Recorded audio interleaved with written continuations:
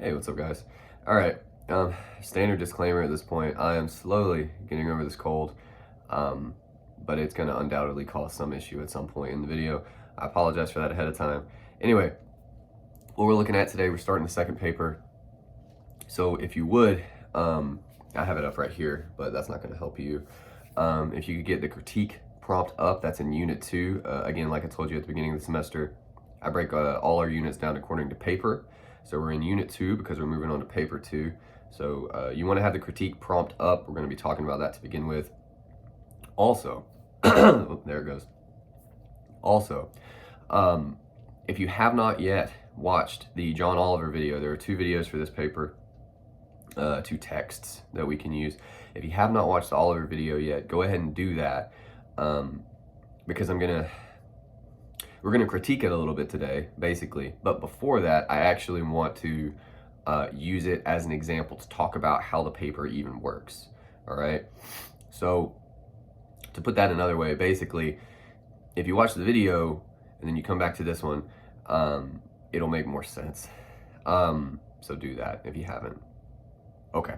Anyway, looking at the prompt, we go through the sort of finer points first, the stuff you guys tend to care about first. The length, 3 pages, 25% of your grade.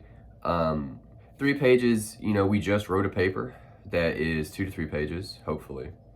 So this isn't terribly much longer than that.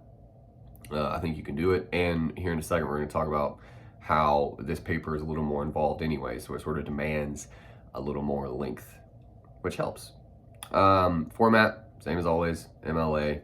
As always, if you have questions about that, concerns, what have you, you can hit me up. We can talk about it. But outside of like maybe a few spot discussions here and there, we're not going to spend much more time on MLA. I kind of just hope you got it by this point, or again, you could look it up. Or anyway, source text. I just talked about this, but there are 2 videos this time, both on Courseden. John Oliver he has a show called Last Week Tonight, and that video is about public shaming. Sorry, my throat. That's one of our texts. The other one is an episode from the Joe Rogan podcast. I was trying to think how to phrase that because there's a couple ways to think about it, because that's the world of media we live in these days. But basically, that one, it's not due for today, and it's due for next time. I'm going to go over a little bit some of the details about that episode at the end of this video, but it's on Spotify. You can just listen to it if you want, because it is a podcast, but it also has a video component. And to be totally honest with you, I think it would help if you watched it, because it gives you more that you could talk about.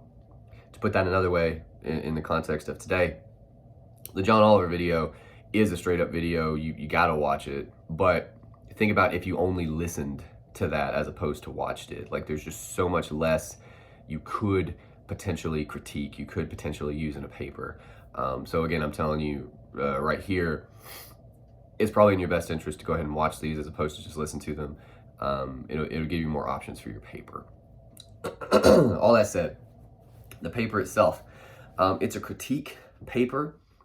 Now, what is that? Well, I'm going to start with our last paper, rhetorical analysis, because this is very similar. Rhetorical analysis, you look at a text, in that case, the social dilemma. You think about what argument or arguments that text is making. And then your job is to talk about how those arguments are made, right? Considering different details from different scenes, quotations, what have you. What little components are they using to build these larger arguments? That's basically rhetorical analysis. Critique asks you to focus on those same details, also think about how they're making their arguments, but now you're going to come down on whether or not you think they're successful in making those arguments, okay? So for instance, in public shaming, the video you watched for today, hopefully, his sort of overall argument is about public shaming, but also like when we should do it. Sorry, there's a cat here, and he's like, when we should do it, which of course implies it shouldn't be all the time, but that there are some cases where maybe it's warranted or helpful. But also, a lot of the time, he seems to feel like it's not warranted and not helpful. And he has all these smaller arguments he uses to kind of prove that larger one. And he does it in all kinds of different ways. But you would focus on elements from different scenes. Or look, this cat, he's very cute, but he won't go away. There's different elements from different scenes, right? You focus on those like you did in the previous paper, but now you're not just thinking about how does this make the argument. You're thinking about, well, does this add to the argument? Does it detract from it in some way? Sometimes it can be in the middle. It could be a little bit of both, right? And that's your argument this time around. I kind of think, in my experience, this paper is easier for some people because it just feels more argumentative. It feels more like you're taking a stance on something as opposed to the previous one, which is, I don't know. I feel like that one is harder. All right, so hang on. Jeez, look, go. All right, that's the prompt, more or less. And as always, there's language on there. Oh, this fucking, hang on. Sorry guys, the cat was causing so many issues, I forgot. I do have a note on the prompt I want to make sure to highlight for you. One issue that will sometimes come up in this paper, and I think it stems from, well, a couple things, but primarily the fact that this paper can feel so much more argumentative. And a lot of times you guys actually, you don't realize this, but you have a skewed definition of what you think argument is. You think an argument has to be combative, I guess, which it doesn't.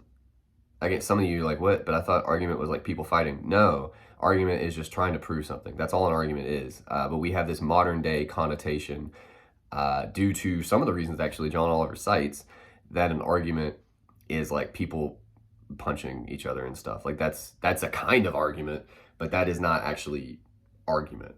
Argument is just, I think this. Well, why is that? That's it. Anyway, my point is, my note here, to the best of your ability, and we'll talk about this kind of going forward, you want to try to be fair to these texts. And that can be, it's obviously not always easy to know if you're being unfair to a given text. But for instance, one thing that'll happen sometimes, people will want to point to like the absence of something, like, well, he doesn't do this, or he doesn't talk to this person. And you're like, yeah, he doesn't. So why are we talking about it? Like it's, and I'm not going to say never, but it's almost never fair to a text to point to an absence of something. There's all kinds of reasons a given text doesn't have a thing in it, but mostly it's just, we have finite amounts of time, right? So you could not do everything on a given subject. It's not possible. It's not feasible. And as such, it's not fair of us to expect that. Do you see what I'm saying? Different things like that'll come up with some of these texts. And again, we'll talk about that here and there as we go, but it's something I do want in the back of your mind. It can be hard to know when you're doing it, but even in the review process, when you're going over your work, kind of think about like, well, am I being fair to the text? Am I asking something of this text that's just not feasible for one reason or another? Maybe it's not that kind of show, for instance. Some people in the past have talked about how John Oliver like jokes too much for their taste, and he even says in the video at one point it's a comedy show. Do you know what I mean? Like, so it's not the news. It's not gonna be like that. So again, it's not fair to expect like a news broadcast, that sort of thing. Okay, that's the prompt. I finally got the cat out of my hair. He's very sweet. He's very cute, but all he would do is jump up here and knock this over and then infuriate me. So, all right. What I want to move on to now is the video itself. And as I said at the start of all this, and I'm running out of tea, this is not good. As I said at the start of all this, if you have not watched the Oliver video yet, please do that. Because none of this will make sense without it. But a couple things about critique. To begin with, you want to think about the text. Oh, and I didn't say this because of the cat, but I want to make sure you choose one of these texts. We have two because I'm giving you options this time. They're both a little shorter than The Social Dilemma. Watch both. Think about both. But at some point, choose one. You're going to write your paper on that. Today, we're talking about John Oliver. What is he out to do? What is he trying to convince you of? I like this video for a couple reasons, but one of them is I think he does a really good job of trying to set up just what it is he wants to discuss, just what it is he wants to try to convince you of. Like he's not really hiding it at all, right? And that makes it easier for us to talk about. So his subject is public shaming, particularly online, which is not to say people weren't publicly shamed before. The last half of the video is him talking to Monica Lewinsky. The internet existed, by the way. I know you guys think it's like super brand new. I mean, it existed when the Monica Lewinsky thing happened, but it wasn't anything like we have now. I was a kid back then. We had AOL. I had to like sign on, the modem noise. Some of that, you guys don't even know what I'm talking about. We did have the internet. We didn't have social media. It wasn't like it is today. But anyway, my point is that public shaming has been around forever. There's actually a great thing we might talk about here in a second. Their kind of logo for public shaming, when you look at the video, the A in shaming is a scarlet letter. I'm sure some of you, probably from high school, are familiar with that book. That's public shaming, making Hester Prynne walk around with that A so everyone sees and knows and judges her and shames her. So we've had public shaming forever. But it does take on a life of its own with the internet. The public is way bigger, and they're just, they can get in touch with you in ways that they couldn't before, right? So more now than ever, it's just more prevalent, I guess, phenomenon. But he doesn't just say public shaming is a thing, right? He tries to define it, and he even, I think, in the first half of the video especially, he tries to go into ways to think about it and ways to apply it, right? And again, this is interesting to me because it's one of those things I think a lot of the time we take for granted. Somebody does something bad, well, fuck those people, and we're gonna let them know. Like that's really all we ever think about it. What are some of the points he makes when he talks about this? How much power does this person have? He talks a lot about whether or not they're a public figure, which is to suppose, unfortunately, if you are a public figure, like a celebrity is basically, if you're some kind of a celebrity, in some way, you're kind of inviting public critique because you're just inviting public, right? Like that's the double-edged sword of celebrity, according to his argument anyway. I think there's some truth to that, unfortunately. But are they a public figure? How much power do they have? What did they do? Is pretty big, right? And all of that is to say, like, the last sort of, I guess, pillar of his argument, given those first three, how much shame is enough? And, like, what are we trying to accomplish with it? Those are valid questions. He makes a joke, like, do they have a soul patch? Things like this. But his real points, I think those are valid. And he's trying to really have us think about, because I think all of us, hopefully very few of us have been the object of public shaming, but I think all of us at the very least have seen it.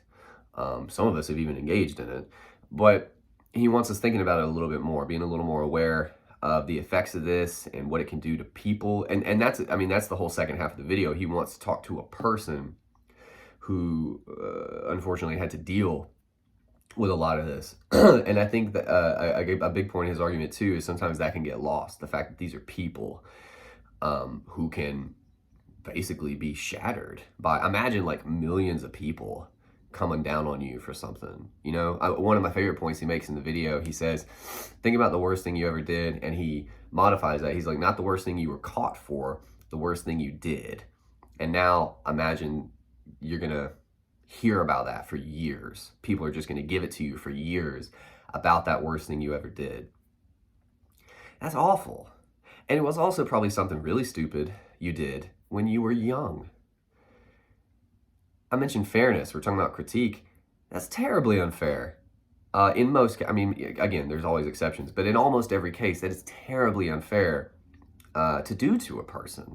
Right? But again, to a person, that's really, I think, the point that underlies a lot of his arguments. We lose the fact that these are people that this is being done to, right?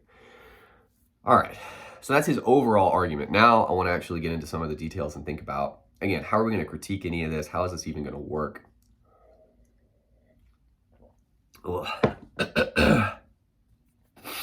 So there's all kinds of great examples from the video. Personally, I guess I have my notes here. I kind of want to start with the Aunt from Hell section. Again, that's near the top of the video. You can rewatch it if you like, but I like to think it's pretty memorable. Even the fact that we're calling her that, you know, the whole point of that scene, it's like 2 minutes long, 3 minutes long, something like that, is that she's not an aunt from hell. They explain she had this unfortunate accident where her nephew leapt into her arms and she got hurt. You know, it's a very cute story, but I'm sure it sucks to get so badly hurt. You hear about her medical bills. That sounds crazy. And so she had to do something about it, and the family was fine with it. It was just legal stuff. It's just legal crap they had to deal with, right? But one point he kind of makes is, well, what did all these news outlets take from that? They took the most sensational way to spin it, and they did. And it got so bad, I think this gets kind of glossed over. Sometimes students don't recognize what, because they show a clip actually of the aunt. She says she has a refreshed identity. And it's really quick, and I think sometimes you guys miss that. What she means is she had to change her identity. That's huge. She has to low-key pretend she's a different person. That's insane, right? So, number one, just the effect that this public shaming had on this person's life. In some ways, her life is entirely different, has to be, if she wants to try to have like a normal life, right? That's wild.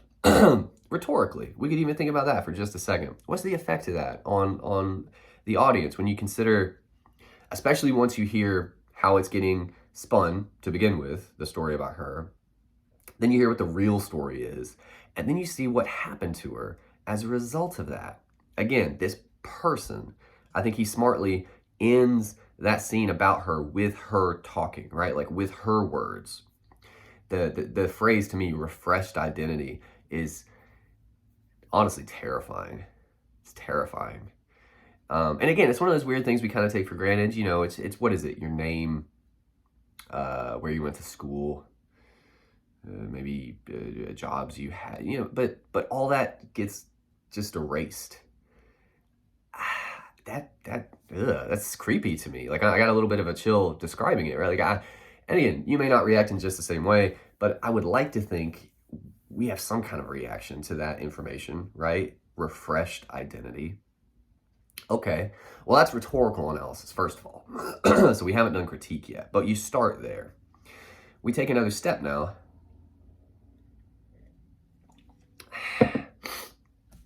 What does that do to like the success of the argument he's trying to make in this case? First of all, what argument do you think he's trying to make in this case? It can be, you have some options here.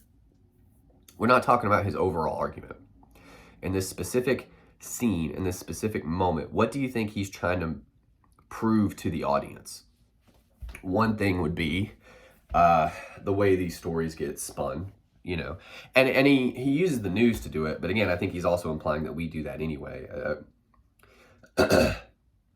What I wouldn't want is anyone just saying, oh, it's all the media's fault, because that's another crap narrative we have, right? We're just as guilty.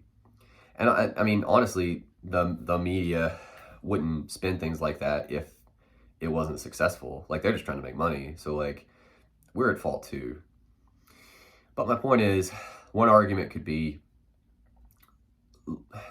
how likely is it that these, like, episodes of public shaming could go awry, could be sort of misapplied, right? To people that don't deserve it. It's not true. Like, the story is just not accurate. And they catch all this hell for that, you know? That's one argument we could think about. My favorite, and I know I've mentioned it a couple times, is how even if it were true, which again, it's not, so it's way worse, but even if it were, should this person that you meet at the end, I don't know if you know, her hair is a different color, like she's a different person now. Should she have to do that? Live through that? No, that's awful. And it's insanely unfair and all these other, so that's another argument though, the person at the heart of this controversy and the fact that we don't usually think about them as people, as human beings, That's the argument I would roll with. But again, there's a couple. Those are two possibilities. But you take one of those on, you think about how he's making that argument. In this case, the case I've highlighted, by focusing on a person. We never get her name, by the way, again, because she probably doesn't want it out. Because other people would find her. My wife's cuckoo clock. I gotta wait till it's over. I'm sorry. Okay. Anyway, how do we critique that? Well, personally, I'll give you both. I'll give you both options. If I were writing this paper, critiquing this moment, my critique, I think it's successful. I think building the argument as he does in the scene and then ending with her, you see her with the new hair. She uses that phrase, refreshed identity. And again, I happen to think it's chilling to hear her talk about her own life in that way. I think it's successful. I think, if nothing else, it's an emotional appeal, right? You feel for this person. In some ways, you could also kind of think about yourself and try to put yourself in her place. I mean, that's called empathy, by the way, or sympathy, depending. But the point is, you feel for her and you understand a little bit of what she's gone through as a result of all this. And I think that's successful. In this particular body paragraph, I would say, I think they do a great job letting her speak at the end, seeing her as a person. The fact that she has to pretend she's somebody else now as a result of all this, I would consider that a success. I'm going to do my best to give you a negative critique, even though I don't believe it. But I want to, because you can sometimes take a lot of these in different ways. I guess you could argue, personally, I feel like this argument is unfair, but, you know, you could argue that seeing her at the end is too much, I guess, that it's almost like trying to play on your emotions in an unfair way, right? I don't know if I buy that, personally. But that would be one angle you could try to take, I suppose. Now look, I feel like that's a bad example of a negative critique. I'll try to give you a better one. When John Oliver is talking about Tucker Carlson, not all of you know who that is. Some of you probably do. But I imagine most of you don't watch the news, which is probably a good thing, honestly. But he's a guy on the news, okay?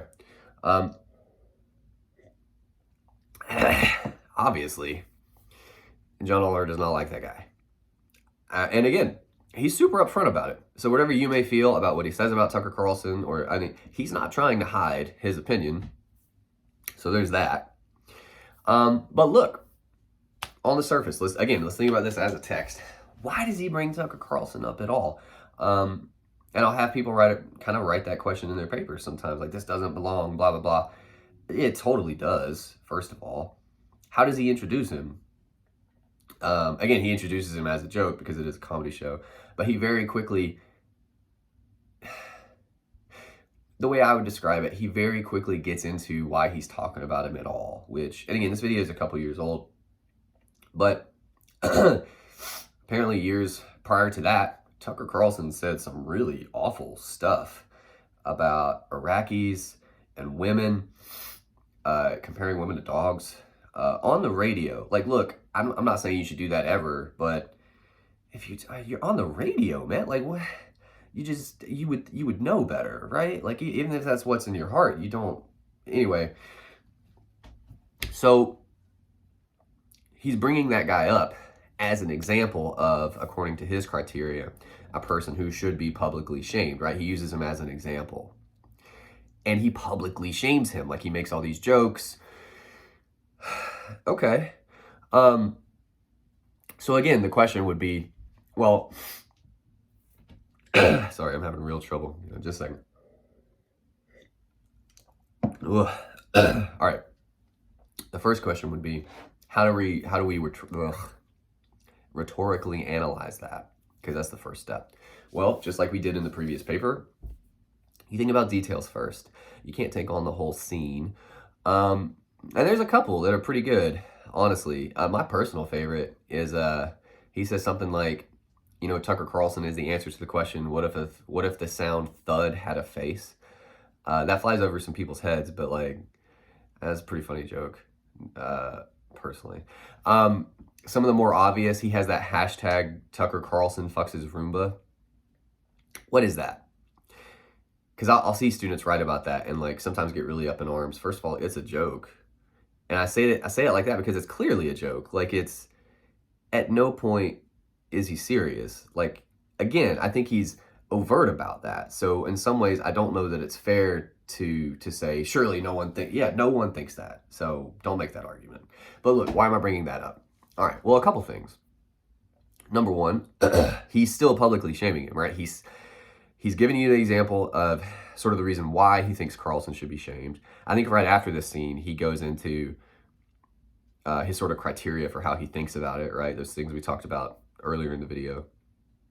And Tucker Carlson seems to fit all those criteria, so he's kind of using him as a test case here, right? The fucking his Roomba thing, it's just an insult, and it's silly. It's very silly. Again, I would argue intentionally so. But what about that? Well, honestly, you and you may or may not know this, you always run a risk when you make a joke. Some people are going to get it. Some people aren't.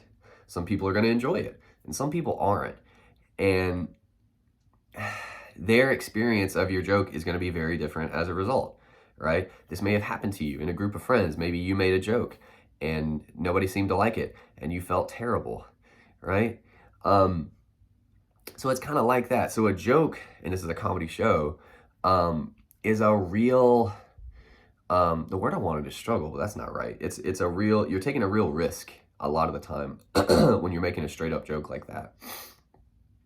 If you appreciate the joke in any way, well then, rhetorically, it affects you, I suppose, in a positive way. So that critique would probably lend itself to a positive critique.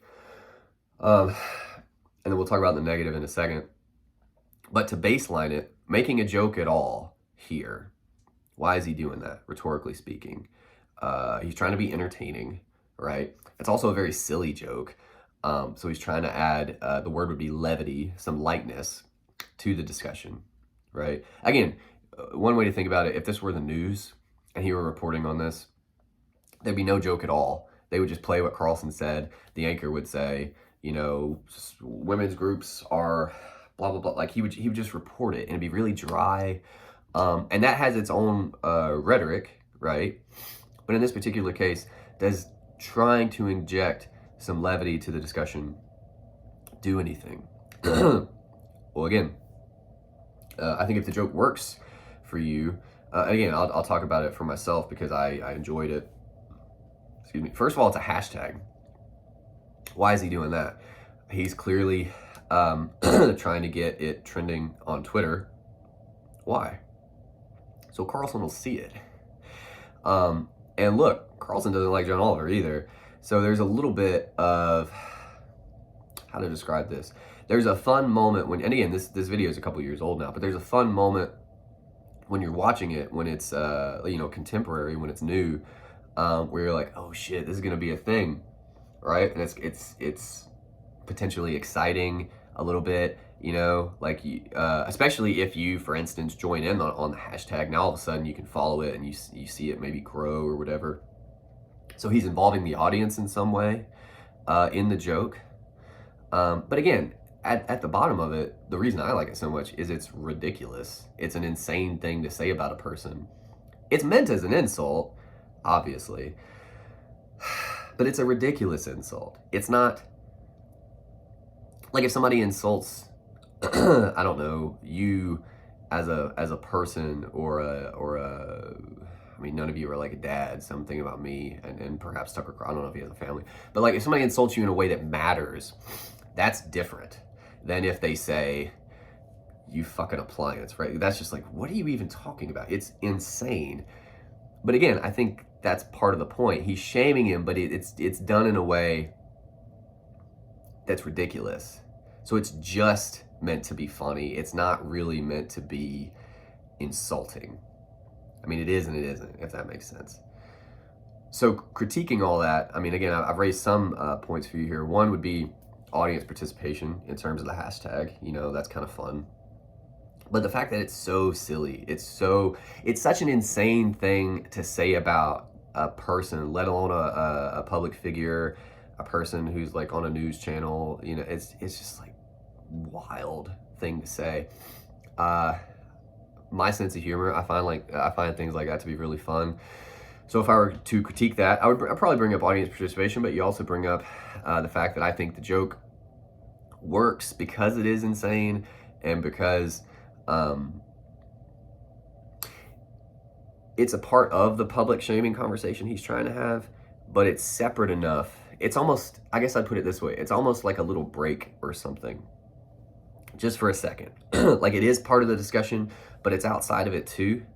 And it's almost like you get, for just like the 5 seconds he brings it up, you get to take a little bit of a break from the discussion. And now we're going to go back into it. You see what I'm saying? And those little breathers are nice sometimes rhetorically. So that would be my positive critique. I've seen this negatively critiqued. And again, I don't know that it's always fair. It's usually people trying to take it like, there's no way this guy fucks his Roomba. And it's like, that's the point of the joke. But you could argue like, I don't know, maybe it's too distracting. It's too insane a thing to say as part of the larger discussion he's trying to have, right? And in that way, instead of a break, which is kind of the positive way I was reading it, maybe it's a distraction and you kind of lose the thread of what's being discussed, the points that are trying to be made. Maybe, you know, I could see that perhaps. So that would be a little bit of a negative critique. And again, I want to be clear, usually you're not trying to do both, okay? You're going to have one of two readings of a given scene, of a given moment, okay? And that's your critique. But in an entire paper, you might, for instance, and this is probably pretty obvious. Sorry, I keep clearing. I am sorry about that. Ugh. If I were writing this paper, I happen to enjoy the video a great deal. That's why I give it to you. Most of my critique would probably be positive. There are elements of it I don't think are great. The horse joke he makes, where he's talking about an hors d'oeuvre plate with wine and having to hold, I don't think any of that's funny. And it goes on for like, I think it's only like 20 seconds, but all of those 20 seconds, I wish like I could have them back, personally. That is a super, super small moment in the clip, right? It's like 20 whatever minutes long. We're talking about 20 seconds. But if I wanted to have what I feel like is like a more balanced critique, I might, for instance, have 2 body paragraphs or whatever, where I'm talking about things that I think are positive. I think they do a good job in different ways, right? And then I might have 1 body paragraph where I'm like, but what is the deal with this stupid horse joke with the wine and not being able to eat hors d'oeuvre? Like, again, I know what he's trying to do in the joke. I'm not going to talk about that here for the sake of time. I know you guys are tapping out already. But, you know, in the way that I think, for instance, the Tucker Carlson fucks his Roomba joke works, I'll put it to you this way. They could cut the hors d'oeuvre horse joke, all that. They could cut that and lose nothing from the show. The show would be fine, right? It feels unnecessary. It feels like, honestly, they're trying to put a joke there because they are a comedy show and they want like kind of a steady drip of jokes. And that one to me is just like I think some people laugh in the audience, but honestly, I think they're just trying to be polite. Like I can't imagine anyone finding that joke funny. That's a negative critique, right? It takes away from their argument because, look, to be totally honest with you, he's making the arguments that I've outlined to you, yes. But it's also a comedy show, so he's also kind of underneath all that making the argument that you should be entertained by this, you should find this funny, what have you. And in that moment, I think he kind of fails. It's a really quick moment, but in my balanced critique, again, I would say a lot of the show works like in a thesis, you know, and here's why, right? But then there are times where it's not so funny, it's not so entertaining, it kind of feels like they're trying too hard type of thing. That's a balanced critique. It's not entirely negative. It's not entirely positive. It's somewhere in between. I think most things work like that, right? Like you might have a favorite movie and maybe it's awesome. But if you really sat down and thought about the whole thing, 100% of it probably isn't awesome. Maybe 97% is. That sounds like a really cool movie. But that 3% where you're like, why did they do this whole subplot with the people with the, right? That's a balanced critique. That's more fair is the point. And look, you can say the inverse. You may really not like a thing, whatever that thing is. Okay. Be a hater. But by the same token, usually,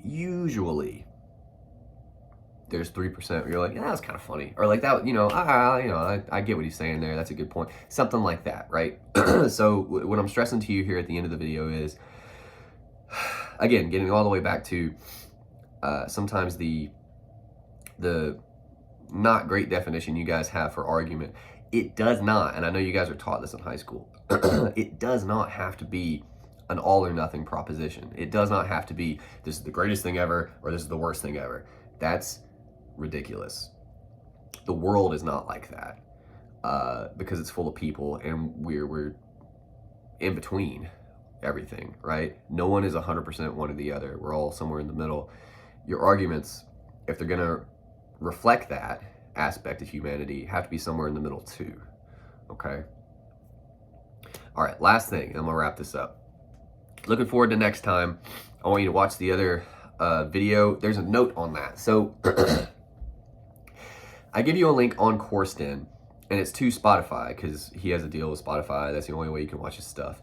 I know some of you right now are like, you can get to Spotify on a computer. I know. I only include that link because I have to link it on Coursden.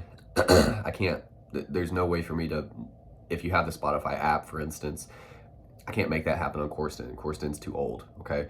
So what I'm telling you is, if you want to watch it on your computer, the link is there. You may have to, actually don't think you have to, but there's an off chance you might have to set up a Spotify account to watch it. If so, those are free. And if it makes you uncomfortable for some reason, which I'm not aware of, delete it when we're done with this unit. Keep it until unit 2 is over, because you may want to go watch the clip again. But after unit 2 is over, if you're not cool with Spotify for some reason, delete it, be done with it. That's fine. You're not, it's all good. I don't get any money from Spotify, unfortunately, all right? But I say all that to say, you can also watch it on the app. It's a pretty popular, pretty well-known podcast called The Joe Rogan Experience. There's thousands of episodes, though, and that's also why I give you the link. I forget the number off the top of my head for this episode, but it's with a guy named David Pakman. The other point I want to make to you, because you will click on that link or you will find the episode and you will be horrified because it's like 3 hours long. I'm not asking you to watch the whole thing, okay? This is important. There are timestamps on the syllabus, right? It's about a half-hour chunk of the episode. That's what you got to watch. That's what we're going to talk about. That's our text. If you want to watch more of it, that's fine, but I'm not requiring it, okay? So right now, and this may be the first time in most of your lives, you go find the syllabus. Go find the syllabus. Go find the Rogan and Pakman episode. In parentheses, you'll have timestamps for the episode. That's what you watch, okay? Do yourself that favor. Go find those timestamps. And that's what we're going to talk about next time, right? That's our other text. Your other piece of homework, 3 signs or elements. Sorry, I'm really struggling. All that is, it's everything we've talked about up to now. A sign or an element from a text is something specific. So in the case of John Oliver, for instance, I referenced this at the top of this video. We didn't talk about it. The scarlet letter A that's in the public shaming logo, I guess, that they made for the story is great. First of all, he never talks about it, right? It's just there. So it's the sort of thing you could miss. But especially if like you've read it before or even recently, because some of you are coming out of high school and that's usually when you read books like that, you notice it just kind of offhand. You're like, oh, that's really smart. Do you know what I mean? To just have it there, like, And what is it signaling rhetorically? Well, it's this like super literary reference, you know. So in some ways, as a viewer, you just kind of feel smart if you notice it. You're like, oh, good for me. But also, what I said before, it's suggesting that public shaming is a thing that isn't just modern. It's something we've done forever, because that's what the whole story is about. But it also, if you've read the story, takes a lot of like the awfulness that Hester Prynne, the main character in that book, goes through, and all of a sudden you can bring that to the discussion, right? It kind of backloads. Man, I'm struggling. I'm sorry.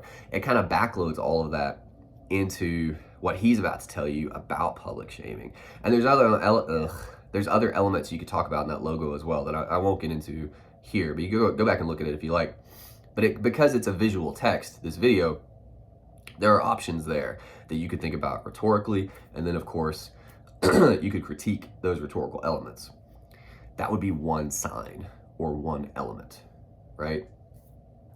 Another one, which we will almost certainly talk about at some point, which is not today, the fact that he interviews Monica Lewinsky at the end, some of her answers, some of her insight, like as a person who lived through this, she's like the modern day Hester Prynne, honestly. It's fascinating. It's just fascinating, right? And awful. Again, I think she says she's 24. She's basically a little older than most of you.